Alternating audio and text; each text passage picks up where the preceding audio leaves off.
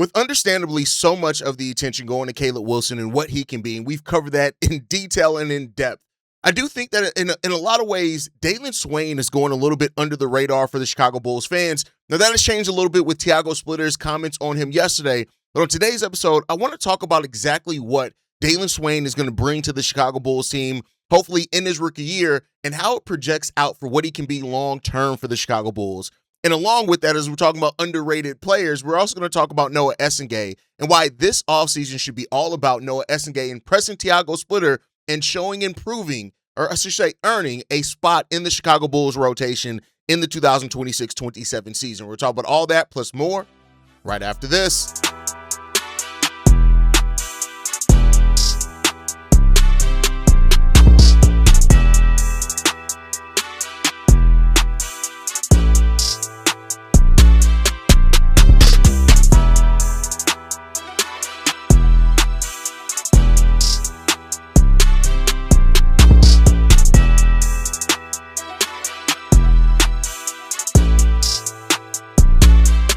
What's going on, Bulls fans? Welcome to another episode of Chicago Bulls Central, your number one spot for everything Chicago Bulls related. I'm the host there, Haize, but more importantly, you guys can follow the channel at Bulls Central Pod on every social media platform we happen to be on. With that said, let's go ahead and get into this content for today, y'all. I want to start off talking about Tiago Splitter and his comments in regards to Dailyn Swain. I think it kind of has revealed a plan, at least for what Summer League is going to do. I keep telling, I don't want to have these overarching, big takes from Summer League, but I do think what Summer League can do is that it gives you a chance to explore an entire player skill set. And then when you get into training camp, it gives you a chance to refine or kind of more detail what you need that player to do for your team. Now, Tiago Splitter saying that he does plan on using Dailyn Swain as a on-ball creator, right? Which is good, right? When you look at Dailyn Swain and what he was able to do at college as an off guard, right, which he was, that be able to average 3.6 assists is huge. Now, I do think that some Bulls fans have already started kind of gassing that to make it seem like, oh, Dailyn Swain's a future point guard. That's not necessarily true, right? And I'll say this, is that when you look at somebody who's averaged 3.6 assists, that does not mean that they are the on-ball creator, right? And it's not even but I think you want everybody on your team to be able to pass. And that's what Dailyn Swain shows his ability to do, is that when you get him in the half court, and I've said this a lot about Dailyn Swain, not only is he a really good isolation scorer, but he is a solid passer. Now, he's not a creator as far as generating open shots for teammates in the same way like a Trey Jones and Josh Giddey does, but he is a solid enough passer. And I think when you have that as your off-ball guard, it says a lot, right?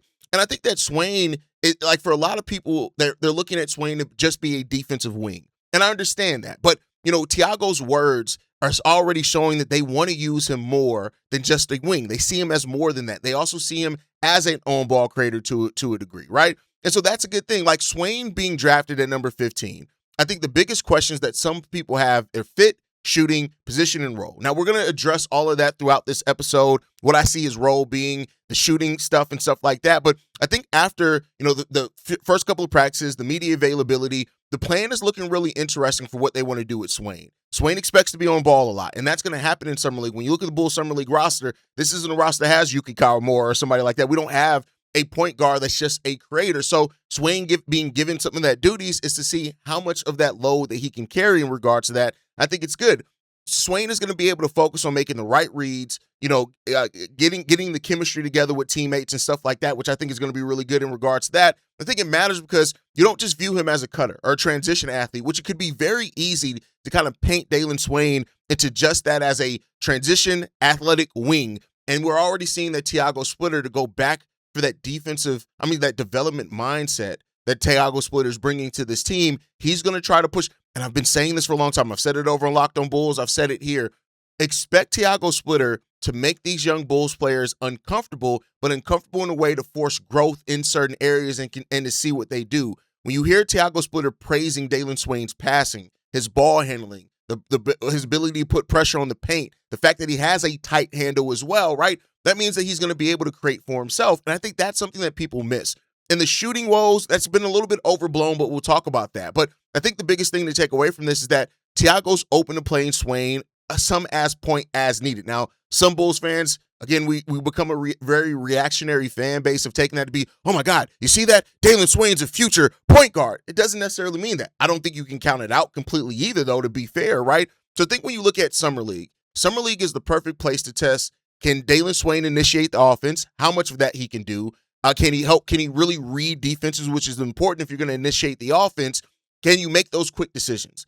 Part of Tiago Splitter's system is about that read and react, but making those quick decisions in regards to that to keep the defense on its heels. So you can see a little bit of that. Again, you're not going to see all of this thing into the level that you need to see it with in training camp and in preseason, but you're going to see a little bit of that, right? And then also the ability to score without forcing shots.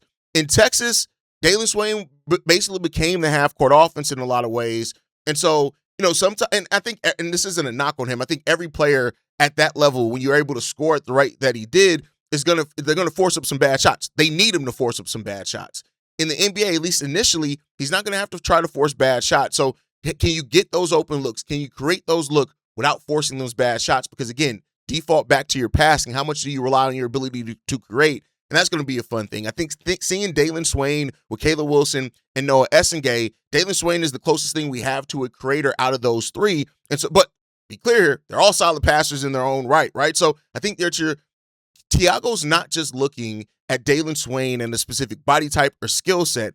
He's looking at how not only what skills that you have, but how can we add to some depth to some skills that may be a little bit weaker, which I think is there, right? And we're already hearing that Dailyn Swain and Caleb Wilson are, did I say Caleb Williams earlier? I probably did. It's probably going to happen a lot here. My brain just kicked in I think you said Caleb Williams earlier, but Caleb Wilson and Dailyn Swain are already building chemistry. The fact that they've already been putting in heavy work at the Advocate Center, even late into the night reportedly, that's what you want to hear, that these guys are working tirelessly into the night, right? And in the gym late, putting in work.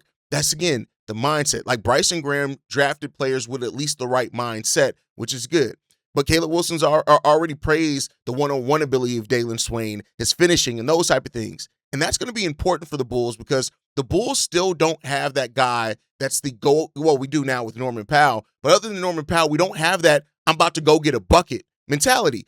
And that's where Dailyn Swain and his long-term potential play into this Bulls role is that Swain has that. Now, Caleb Wilson's going to develop that too, make no mistake about it, but Caleb Wilson isn't the kind of one-on-one creator.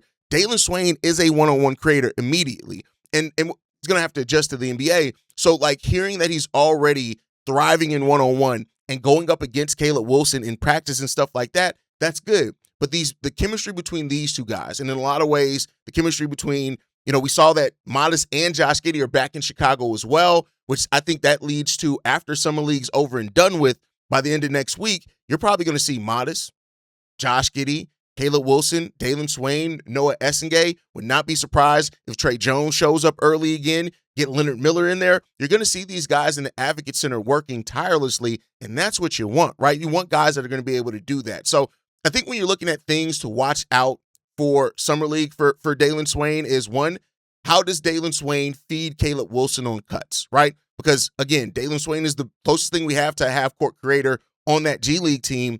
Caleb Wilson's ability to cut, move around the ball, those type of things. Also, the Wilson and Swain in transition, because both guys can rebound, they can start the break. Those type of things is going to be really important as well. And then also, with Dailyn Swain's ability to isolate and go one-on-one, how does he use that paired with his passing to get open looks for other people?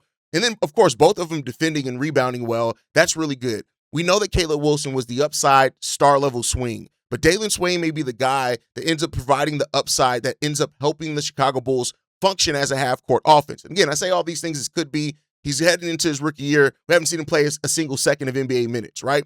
But and I want to be clear here. Do not overlook Swain. Swain may not have the hype of Caleb Wilson. He may not have the immediate shot and three-point shot of a Cameron Carr. But I want to say this. It's easy to overlook Dailyn Swain because he wasn't the number four overall pick. But Dailyn Swain's the type of player that ends up being an identity pick for your team. Meaning that if he becomes the player that the Chicago Bulls want him to be and the player that he has the potential to be, he can be one of those players that set the culture and identity of this. He helps the Bulls play with length. He helps the Bulls play with pace. He brings the defensive intensity, the slashing, the rebounding, and that connective passing. Again, I'm not projecting him to be the creator that Josh Giddey is, but he does have that level of passing that helps keep the offense creative. Like, just imagine this: a Josh Giddey, Dailyn Swain, Caleb Wilson, or Modest Buzelis fast break where it's initiated by Josh Giddey. He passes it to Dailyn Swain out on the wing, and then Dailyn Swain catches it, either a slashing Modest Buzelis or Caleb Wilson.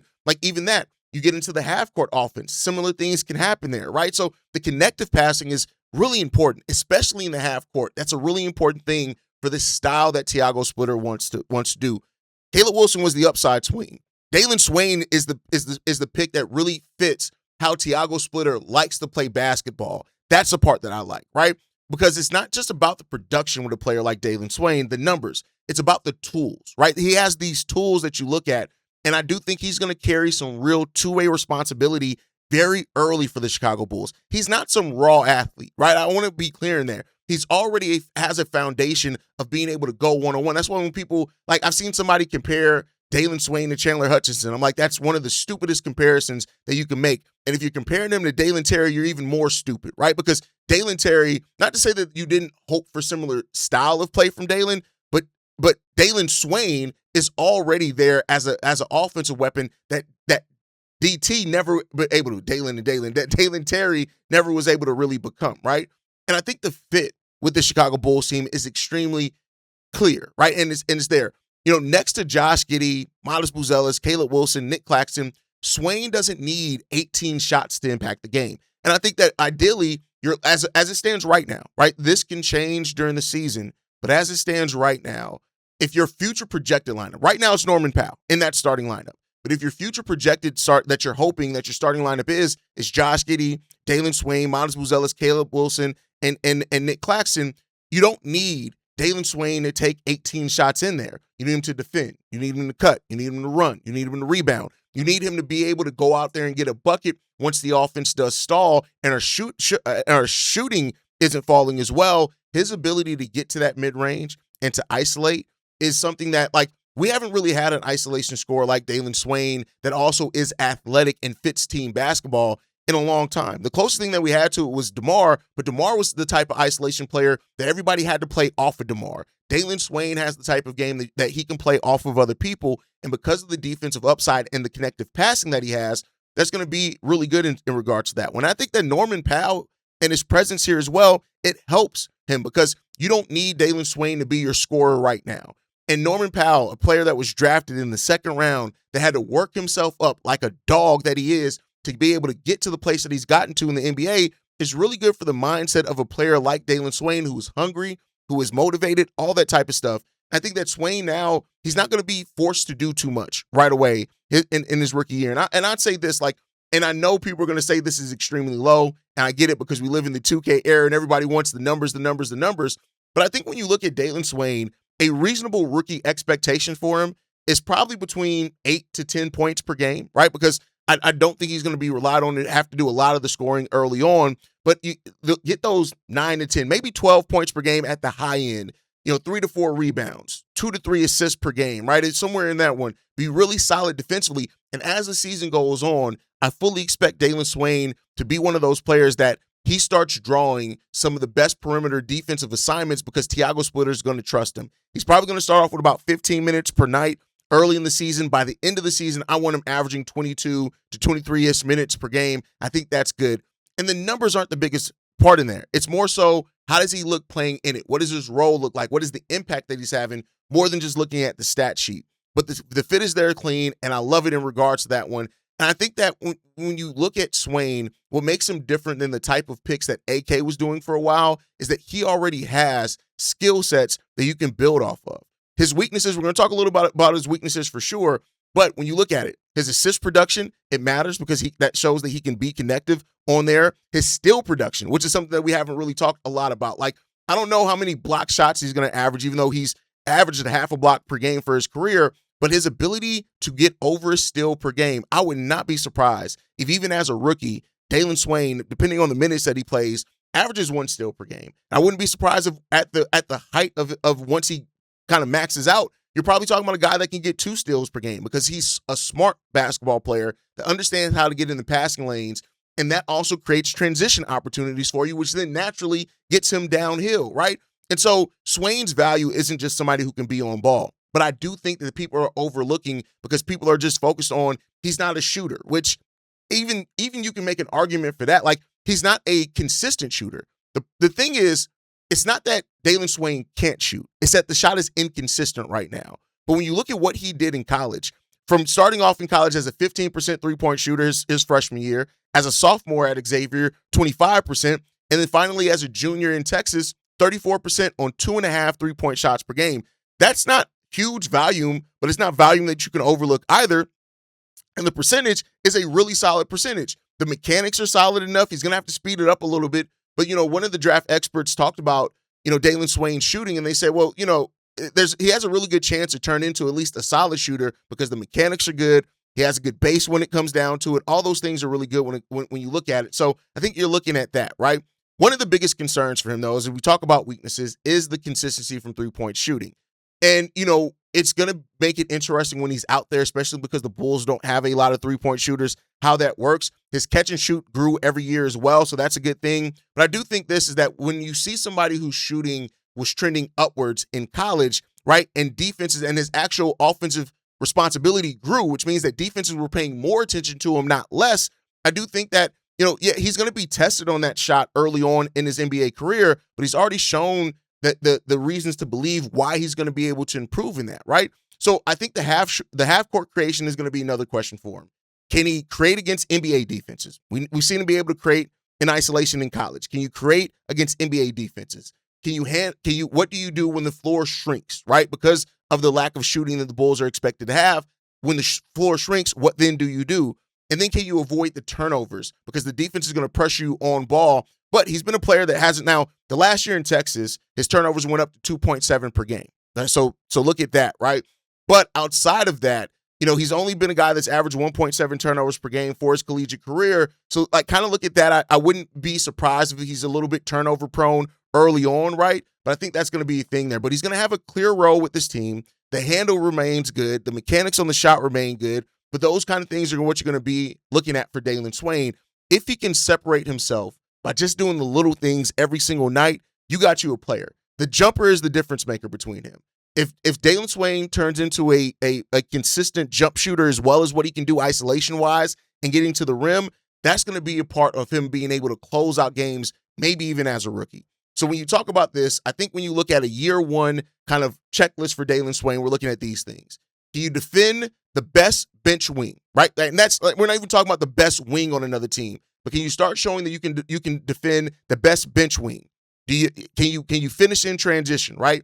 The cutting, the off-ball actions that you do, because you're not going to have the ball probably a lot. What you do is going to be important. How do you crash the glass? And then do you make the simple passes and the simple reads to get your teammates involved? If you do that, that's going to be the biggest swing skill for Dailyn Swain is the jumper. If he gets that jumper together, I think if he becomes league average from three, the value for Dailyn Swain changes dramatically.